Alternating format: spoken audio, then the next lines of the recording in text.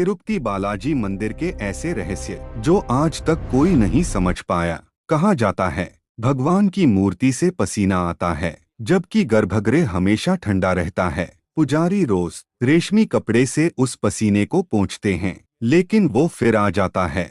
एक और चौंकाने वाला रहस्य, मूर्ति के पीछे से समुद्र की आवाज आती है। अगर कोई ध्यान से सुने तो लहरों की गूंज साफ सुनाई देती है। और सबसे अजीब बात, भगवान के बाल कभी उलझते नहीं, हमेशा मुलायम और जीवित जैसे रहते हैं। मंदिर के अंदर कुछ दीपक बिना हवा के भी लगातार जलते रहते हैं। और सबसे बड़ा रहस्य, भगवान आज भी कर्ज में माने जाते हैं। शायद इसी वजह से लाखों लोग आज भी कहते हैं गोविंदा गोविंदा।